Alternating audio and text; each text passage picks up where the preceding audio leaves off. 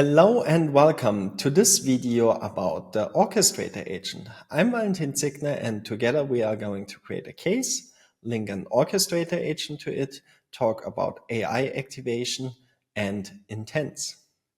Let's get started, and therefore we are going to Flowable Design, and in Flowable Design we are first creating a new app. So let's call that Loan App with AI.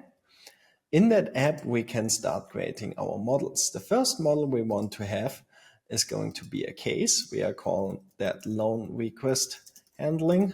And in that case, we are going to start with a start form to get some basic information. So let's create a new start form, loan request handling start form.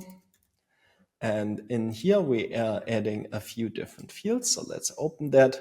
We are adding your name. Then we are next adding your customer identifier. Then we are adding a number field for the request amount.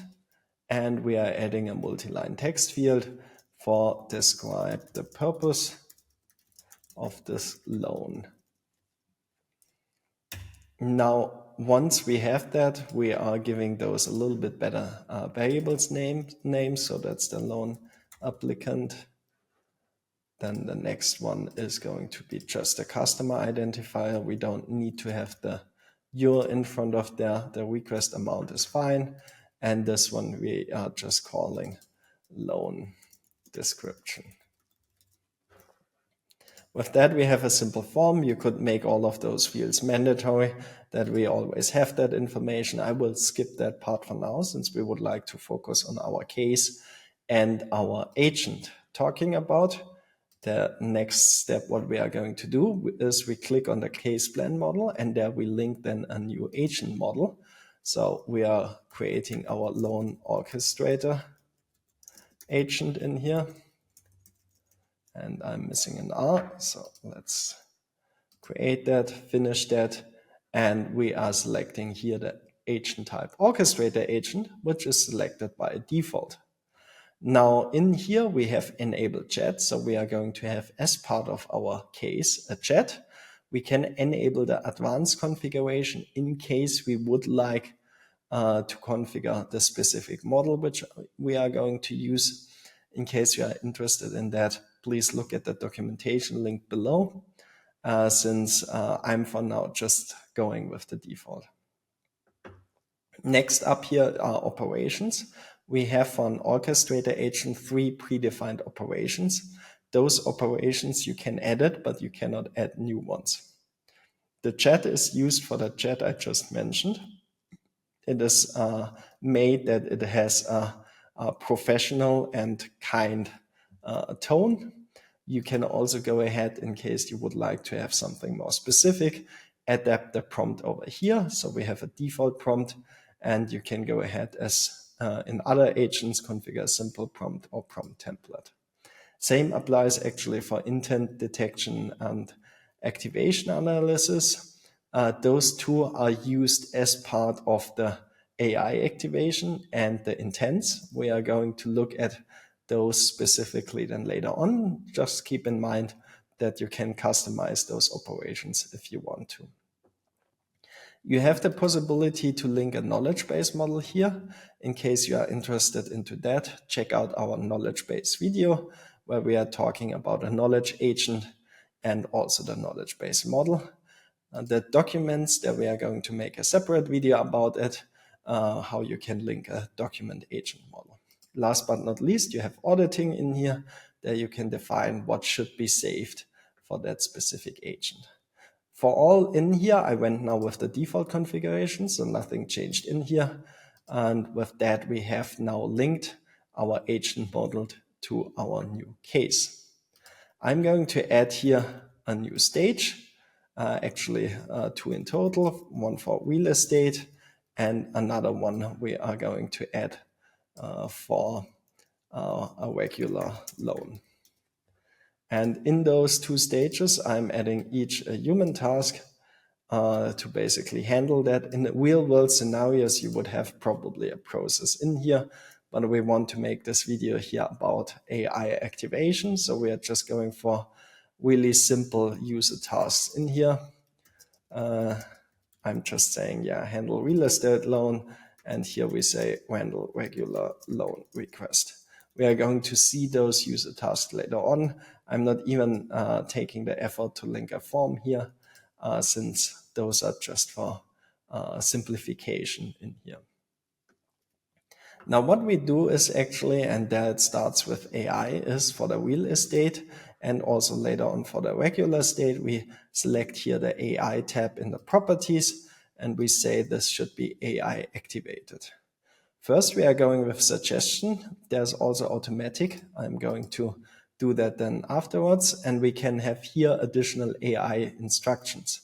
So here we could say activate this stage when the loan applicant indicates that it wants to acquire any form of real estate.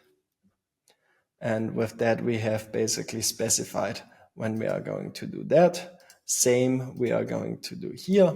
Here, obviously, we write a different AI instructions. So we start the same way.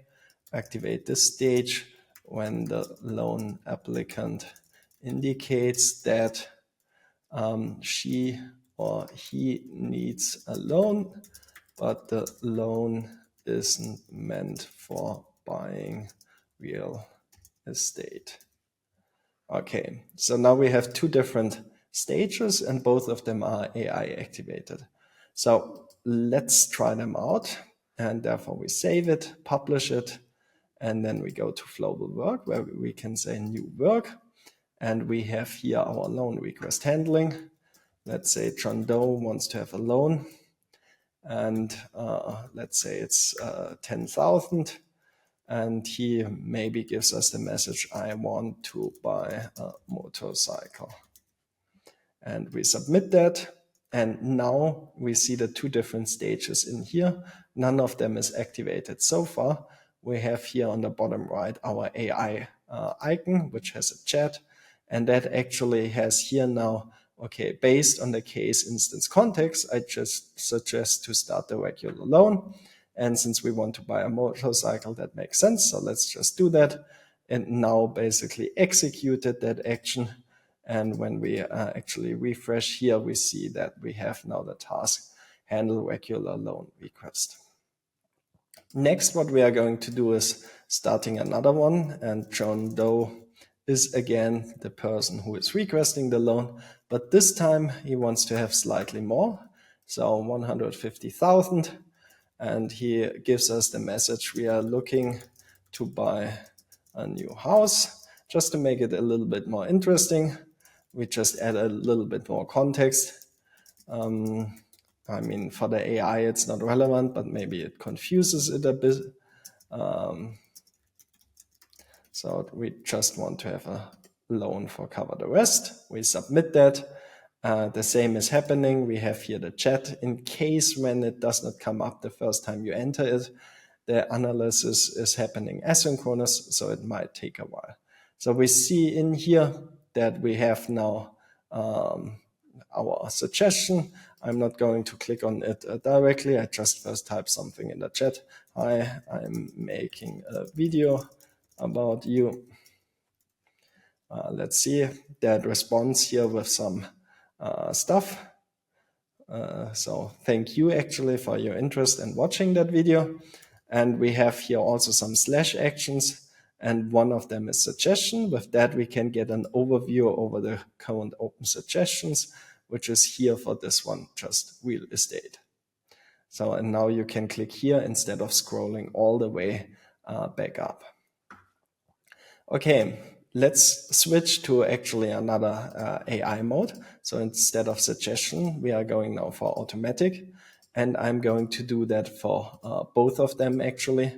So let's just say, okay, we are doing it this. And now when I go back and create a new one, and we are sticking to our example. So John Doe would like to have another motorcycle. I want to buy a motorcycle. So in here, we are now, instead of going ahead and asking the user if they want to do something, we directly activate it. So you directly see here we have the handle regular loan request task. And when we click at the chat, we see, okay, based on what you have done, we directly activated the request loan. So that started now automatically. That is with automatic. The user doesn't need to confirm that we want to it. So you have here the full control what to do. Now the AI activation itself is proactive. So basically it tells us what action should we take based on our current case context. And there's another way to be more reactive. So for example, so did something happen that needs attention and then activate it? And those are called intents. So we are going to add here a new intent, and you find them actually in here. When you scroll down to the listeners, there we have an intent event listener, which is just a regular event listener, and we can give that a name, and that we are going to pass later on also to the AI. Loan applicant has canceled the request, for example. We just move that one here to the side. And we now say, okay, when they canceled it, we also cancel basically those. And we are saying, okay, in case we are canceling it, we are also creating a new task, cancel loan request. And that one is going to end our case. And we are saying this should be activated when we do that intent. Now, here we can specify more AI instructions. So in case this is not specific enough, you can have AI instructions. I'm just here really specific now. Trigger this intent whenever it's clear the loan applicant has canceled. Okay, let's finish this. And with that, we are going to save that and publish that. And we are creating a new work item in here. So John Doe, loan number 4 today, would like to buy another house or apartment. We are looking to buy an apartment, and we just submit that. Now the same is happening in the background. You see actually here the handle real estate loan is already there. But now we have, for example, a call with John Doe, and he just called us and said that, yeah, the apartment was already sold. And after that call, we are going ahead and telling the agent. So to trigger those intents, you explicitly need to state you would like to talk to the agent. I just got off the phone with the customer. He says that the apartment has been sold already. Okay, let's submit that. And once that is done, we see actually based on your previous chat message, I triggered the intent loan application has canceled the request. Loan applicant has canceled the request. This action caused the following user task to be closed, handle real estate loan. So that was closed, but we started the cancel loan request. So with that, we basically have now a new task, and we can directly from here navigate to that task. And with that, we can basically end our case. So now that case is done. I hope you enjoyed this video. Thank you very much for watching, and see you next time.